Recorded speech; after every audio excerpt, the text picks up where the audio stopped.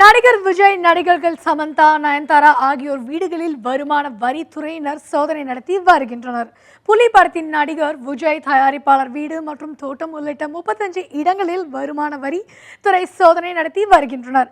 இன்று காலை விஜய் வீட்டிற்கு சென்ற அதிகாரிகள் வீட்டை சோதனை செய்து வருகின்றனர். அதேபோன்று வருமான வரி ஒழுங்காக செலுத்தாத கூறி நடிகைகள் நயன்தாரா, சமந்தா வீடுகளிலும் சோதனை நடத்தப்பட்டு வருகிறது.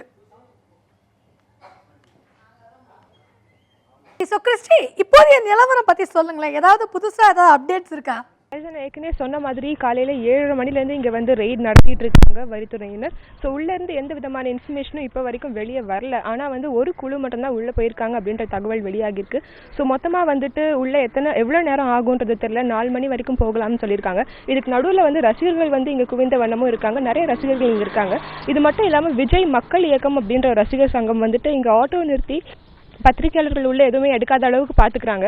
ஸோ ரசிகர்களுடைய கூட்டம் இங்கே அதிகமாகவே இருக்குது அப்படின்னு சொல்லலாம். அந்த காட்சிகள் தான் நீங்கள் பார்த்துட்டு.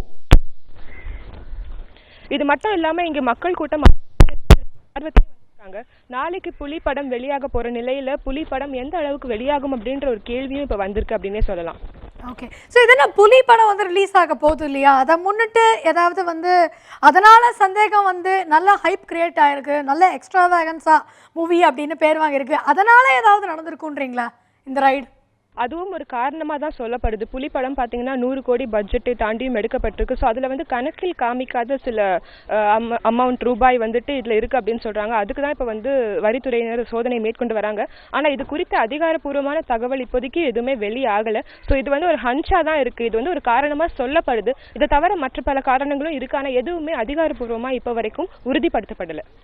ஓகே, ஸோ இது விஜய் தரப்புலேருந்து இந்த ரைடுக்கு என்ன மாதிரியான ரெஸ்பான்ஸ் இது வரைக்கும் வந்திருக்கு? அவர் என்ன பண்ண போறாரு அப்படின்னு ஏதாவது நியூஸ் இருக்கா?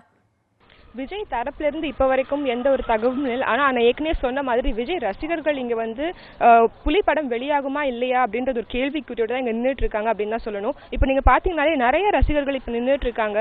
இதில் பாதி பேர் வந்து நாளைக்கு புலி படம் வெளியாகுமான்ற ஆர்வத்தில் தான் நின்றுட்டு இருக்காங்க. அதே மாதிரி உள்ளே என்ன நடக்குது அப்படின்ற ஆர்வத்தில் தான் நின்றுட்டு இருக்காங்க. ஸோ எதாக இருந்தாலும் ஒரு 4 மணி அளவில் தான் எல்லாம் வெளியே வருவாங்க. ஸோ அப்போ தான் என்ன நடக்குது உண்மையாகவே உள்ள அப்படின்றது தெரியும். ஓகே, ஸோ வேற நடிகைகள் அவங்கள பற்றி அங்கே ஏதாவது டாக் இருக்கா? நயன்தாரா, சமந்தாவை பற்றி? சமந்தாவுடைய அப்பா வந்து பத்திரிகையாளர்களை சந்திச்சு அங்கே ஏதோ சொன்னதா ஒரு பேச்சு அடிப்படுது. ஆனால் அது எந்த அளவுக்கு அதிகாரப்பூர்வமான தகவல் அப்படின்றது தெரியல.